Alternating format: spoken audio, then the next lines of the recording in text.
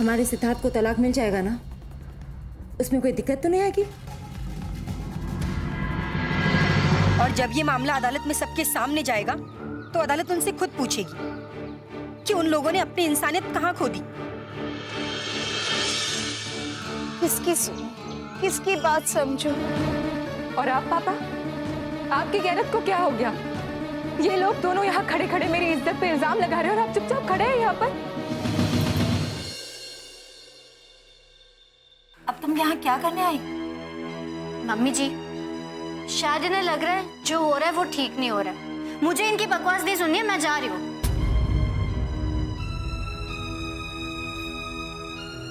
मैंने सुना है कि कुछ लोग सब कुछ गवा कर ही होश में आते हैं। बहू रानी, तुम्हारा नाम तो स्वर्ण अक्षर में लिखा जाना चाहिए, जिसने माँ बाप का बोझ उठाने के लिए ससुराल से रिश्ता तोड़ लिया है। मुझे यकीन नहीं होता कि कोई इंसान एक दिन में इतना कैसे बदल सकता है। ये बात तुम पर ज्यादा ठीक लगती है। कभी मेरी माँ होने का दावा करती थी और आज आप इतना बदल गई कि सीधे मेरे सासू माँ से मेरी दुश्मन बन गई। अब पछताने से क्या फायदा? जो कुछ भी हुआ तुम्हारी वजह से हुआ है। मेरे अंदर कौन सी खुदगर्जी देख ली आपने? मैंने कभी अपने लिए कुछ नहीं किया। काश कि आप एक माँ बाप का दर्द समझ सकती जिनका कोई बेटा नहीं होता। क्या उनको जीने का कोई हक नहीं? मुझे तुमसे इस बारे में कोई बात नहीं करनी है। औरत ममता की मूरत होती है और कल तक मैं आपके बारे में यही सोचा करती थी कि मुझे नहीं पता था कि खुदगर्जी में आप इतनी पत्थर बन जाएंगी। इल्जाम मुझ पर मत लगा बहू रानी। खुदगर्ज मैं नहीं, तुम्हारे माँ बाप हैं, जिनकी खुदगर्जी ने तुम्हें इस घर से रिश्ता तोड़ने पर मजबूर किया है, जिनकी खुदगर्जी की वजह से तुमने आज अदालत में जाने की हिम्मत की। आप उन माँ बाप को खुदगर्ज कह रही है जिन्होंने अपनी पूरी जिंदगी की जमा पूंजी मुझे काबिल बनाने में लगा दी। मुझे नौकरी मिल पाती उससे पहले ही उन्होंने मुझे आपके घर के लिए विदा कर दिया।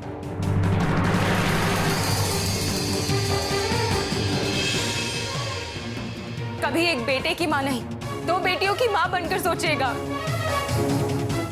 तब आपको उनके दर्द का एहसास हो। आपने एक बेटा क्या पैदा कर लिया, आपको उनके दर्द का एहसास ही नहीं है। अब इन बातों का क्या मतलब है? मतलब क्यों नहीं है मम्मी? मैं तो ये सोचती हूँ कि वक्त कैसा बदला कि आप लोगों ने अपनी खुदगर्जी में सिर्फ रिश्तों का ही नहीं बल्कि मेरे जज्बातों का भी गला घोट दिया। और अब आप लोग अपनी ही गरिमा से खेलने लगे। अदालत में मुझ पर इल्जाम लगाने की तैयारियां चल रही हैं। सच्चाई का सहारा लेकर जीतने की संभावना नजर नहीं है तो आप लोग झूठ का सहारा लेने की तैयारी कर रहे हैं। आप लोगों के ज़मीर ने इस बात की इजाजत कैसे दे दी? बड़ा गुमान है ना तुम्हें। आज अगर तुमने घर पर ही कागजात पर साइन कर दिए होते तो बात यहाँ तक नहीं पहुँचती। आज अदालत में जो भी होना है वो तो होकर ही रहेगा। आपको झूठ का जितना सहारा लेना है आप ले लीजिए मम्मी, क्योंकि मैं अदालत में सच्चाई के साथ आऊंगी और फिर देखते हैं कि जीत आपकी झूठ की होती है या मेरी सच्चाई की।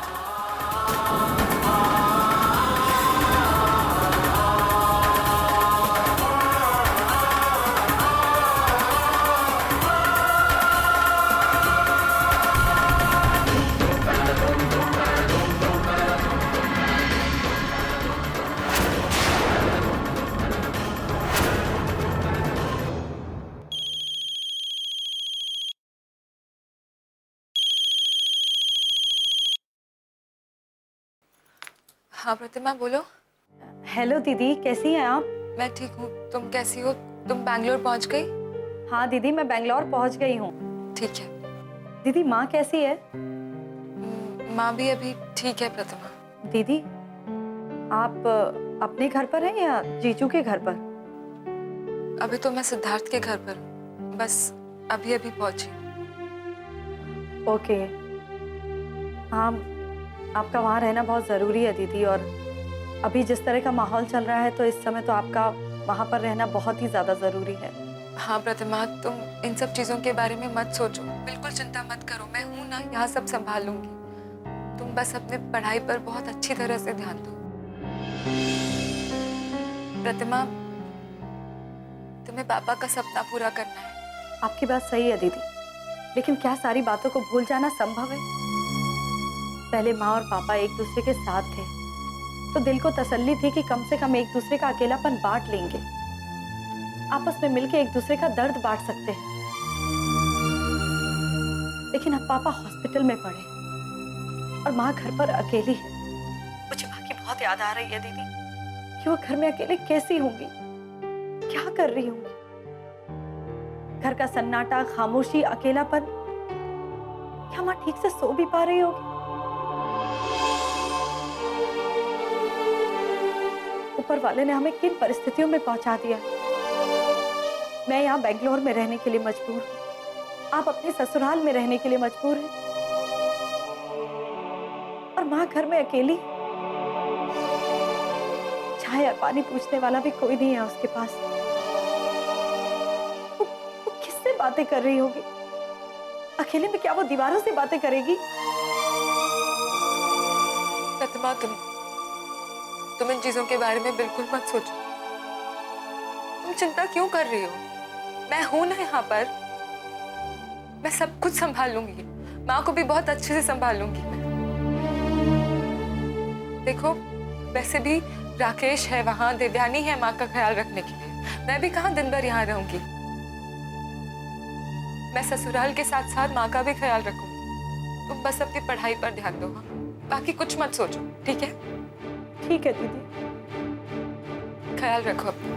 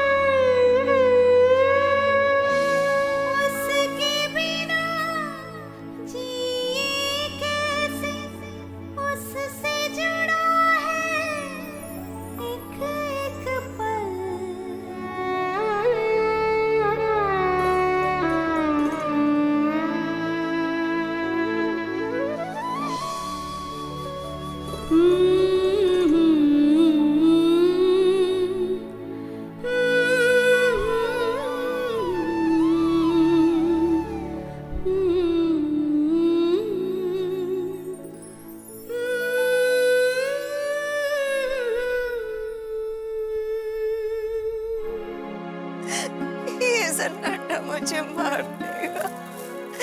मैं नहीं जी सकती इस तरह से अकेले। ये सन्नाटा मुझे मार देगा।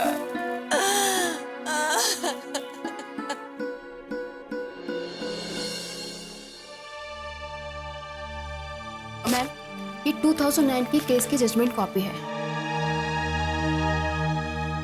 सरिता चौधरी बनाम देवेश चौधरी का केस। गुड।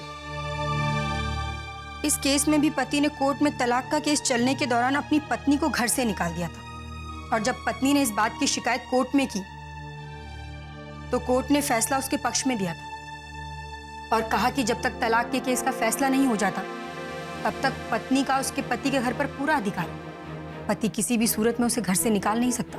और ये केस है अपर्णा बहन बनाम विट्ठल भाई।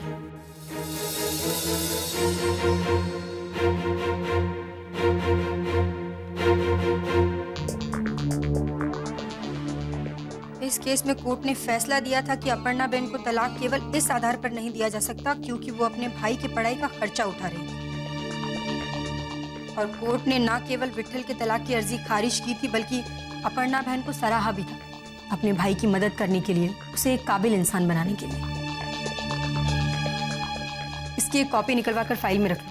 हमें कोर्ट में अपनी बात साबित करने के लिए काफी हेल्प मिलेगी। लेकिन एक बात मुझे समझ नहीं आई मैम। कौन सी बात? यही कि अवंतिका के हस्बैंड और उनके बीच में नहीं बनती है और उनके ससुराल वाले भी अच्छे लोग नहीं हैं। इतनी परेशानियां उठानी पड़ी उन्हें उन लोगों की वजह से, और कोर्ट में तलाक का केस भी फाइल हो चुका है। फिर अवंतिका क्यों चाहती है कि तलाक ना हो? आखिर क्यों इस रिश्ते से जुड़े रहना चाहती हैं वो? यही सवाल मेरे दिमाग में भी आया था शिवांगी, जब मैंने अवंतिका का केस लड़ने का फैसला किया था और मैंने अवंतिका से इस बारे में सवाल भी पूछा था। तो जानती हो उसने क्या कहा था? इसकी दो वजह है देवयानी। पहली ये कि मैं सिद्धार्थ से बहुत प्यार करती हूँ, और दूसरी ये कि माँ और पापा ने सिखाया है कि जिंदगी में रिश्ते बहुत जरूरी होते हैं।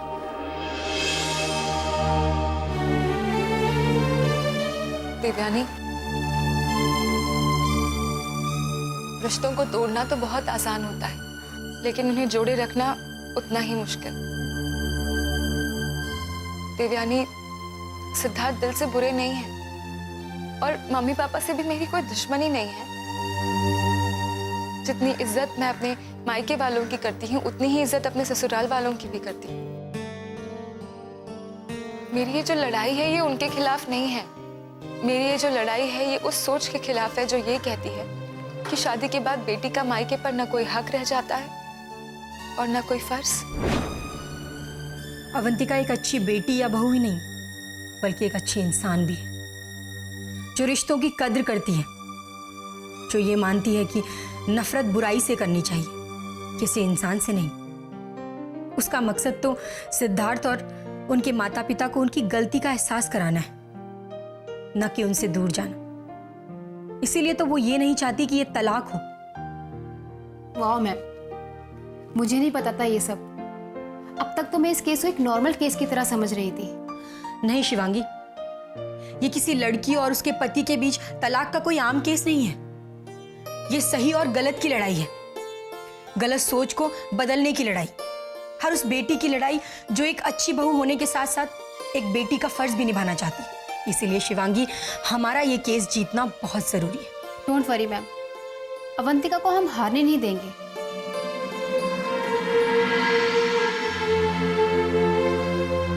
मुझे तो लगता है कि वो हम लोगों को जलाने के लिए ये सब कर रही है। अरे नहीं दीदी, ये उसकी मजबूरी है, अपनी माँ की मुट्ठी में है वो। और ये एक घर की कहानी नहीं, कमोबेश हर घर की यही कहानी है। जब लड़की के ससुराल में मायके वालों का दखल हो जाता है ना, जब लड़की मायके वालों के इशारे पे चलने लगती है तो वो घर सलामत नहीं रहता, टूट जाता है। और ऐसे माँ बाप को ये चिंता नहीं रहती कि बेटी का घर टूट रहा है, उनको तो सिर्फ पैसे से मतलब होता है। ठीक कह रहे हो शम्मा, तुम बिल्कुल ठीक कह रहे हो। जरूर उसकी माँ ही उसे सिखाती होगी, और एक बार अवंतिका जज्बाती तौर पे अपनी माँ से जुड़ गई तो ये लोग उसका फायदा उठा रहे हैं।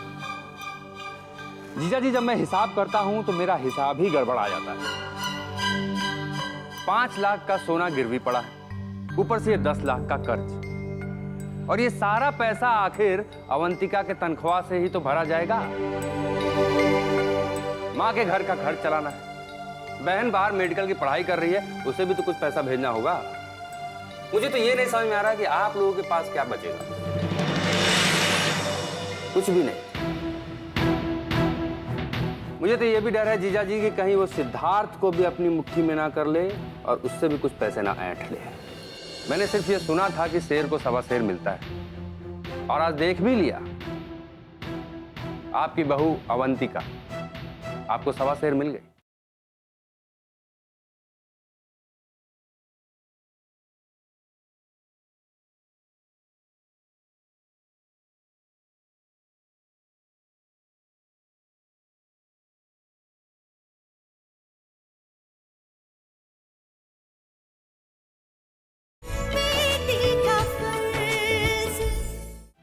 नहीं शंभू, मेरा सिद्धार्थ ऐसा नहीं है। वो किसी के बहकावे में नहीं आने वाला है। मैं भी यही चाहता हूं दीदी कि सिद्धार्थ किसी के बहकावे में ना, लेकिन लड़ाई बराबर की है। सिद्धार्थ और अवंतिका का रिश्ता पति पत्नी का है, और आप देख ही रही हैं जमाना कहां जा रहा है। आजकल की लड़कियां पति को पल्लू में बांध के रखती हैं और बूढ़े सास ससुर को वृद्धाश्रम भेज देती हैं। मैं मानता हूं जीजा जी कि आपने गबन किया, चीटिंग की, धोखे से ये घर हथिया लिया, और आप अभी तक शान से रहे हैं। वृद्धाश्रम में कैसे रहेंगे?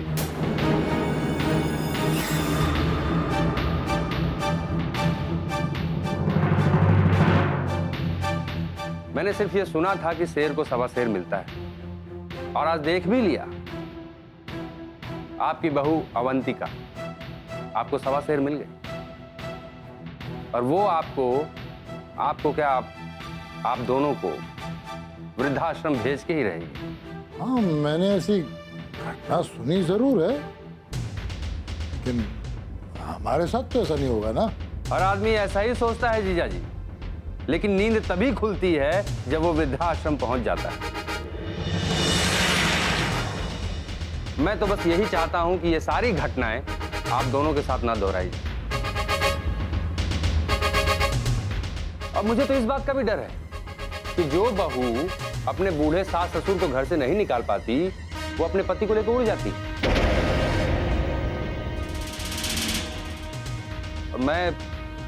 मैं ये बर्दाश्त नहीं कर सकता,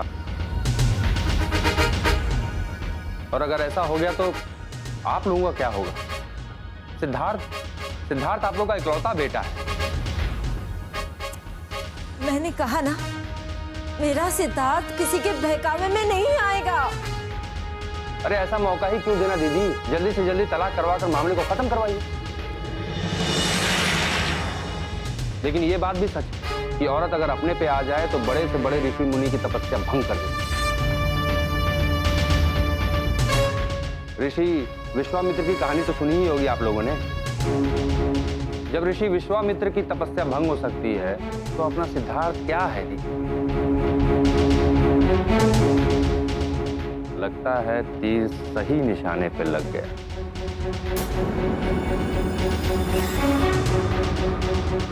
अब तो सिर्फ सिद्धार्थ को भड़काने की देर है।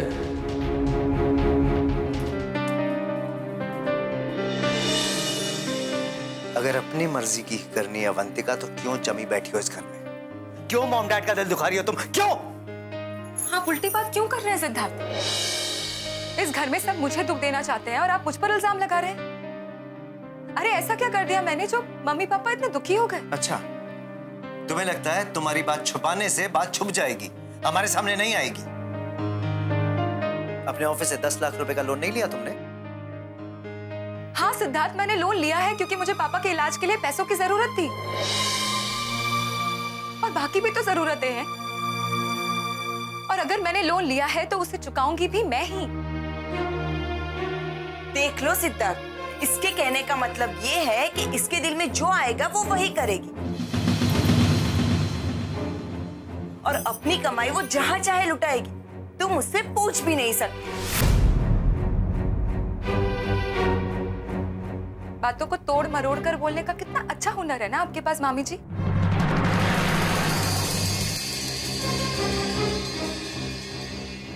अब तक किसी को एहसास नहीं हुआ है लेकिन बहुत जल्दी सबको ये एहसास भी हो जाएगा और महसूस भी हो जाएगा कि कितना बड़ा आस्तीन का सांप पाल कर रखा है इन लोगों ने।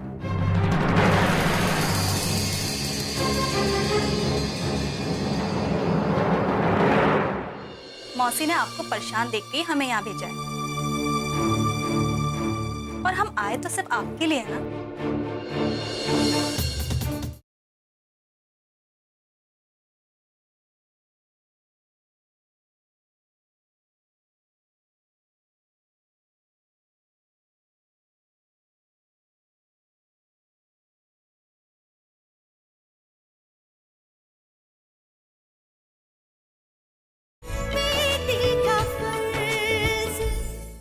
देखा सिद्धार्थ, देखा, इसने हमें आस्तीन का सांप कहा।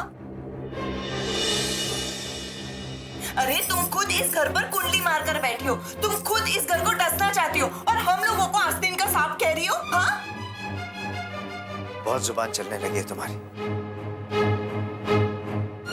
और अगर तुम्हें ये लगता है ना कि ये घर तुम्हारे लायक नहीं रहा, तो हमें भी अब यही लगता है कि तुम इस घर के लायक नहीं रही, और इसीलिए तलाक की बात शुरू हुई है। इसीलिए ऐसा आपको लगता है सिद्धार्थ, लेकिन आपके लगने से रिश्ते टूट नहीं जाते। कल तक जब मैं इस घर के लिए कमा रही थी, तब मैं इस घर के लायक थी। आज जब मेरे पापा को मेरी जरूरत है और मैं उनकी देखभाल करना चाहती हूँ, तो अब मैं इस घर के लायक नहीं हूँ। मुझे तो अफसोस होता है आपकी सोच पर और खुदगर्जी पर। आप लोगों ने तो मेरे साथ कोई इंसाफ नहीं किया, और इंसाफ की उम्मीद भी नहीं है आप लोगों से। लेकिन अब मैं ये देखना चाहती हूँ कि कानून इंसाफ करता है या नहीं।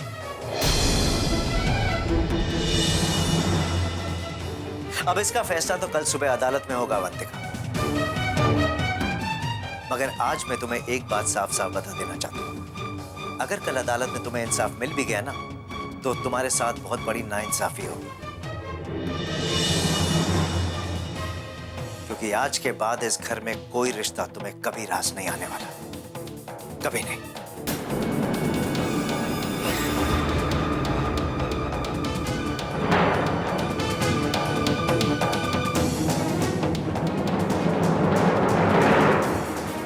सिद्धार्थ, चलो यहाँ से। ये बहू रानी का कमरा है, उसे अकेले ही आराम करने दो।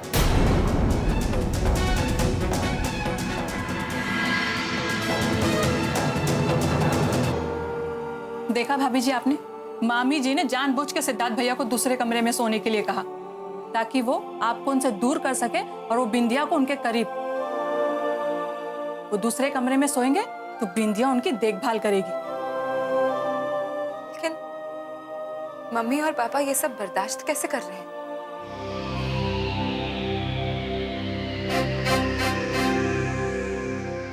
सिद्धार्थ जी, आपको पता है, आपको अगर हम इस तरह परेशान देखते हैं, हमें अच्छा नहीं लगता। तुमसे परेशान थोड़े ना हो, मैं तो खुद अपने आप से परेशान हूं। हम जानते हैं ये परेशानी अवंतिका की वजह से। ऐसा भी कोई करता है? मौसी बता रही थी कि उसने अपनी कंपनी से 10 लाख रुपए निकालकर अपने माँ बाप को दे दिए। क्या कर सकते हैं विद्या? कुछ नहीं कर सकते। और आप लोगों से पूछा भी नहीं, आप लोगों को बताया भी नहीं। उसे तो बहू होने का मतलब भी नहीं पता है। विद्या प्लीज, मैं इस बारे में कोई बात नहीं करना चाहता। वैसे भी मौसी ने आपको परेशान देख के हमें यहाँ भेजा है,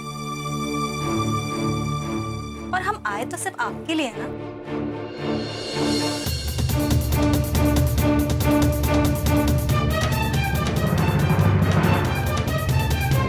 तुम यहाँ क्या कर रही हो?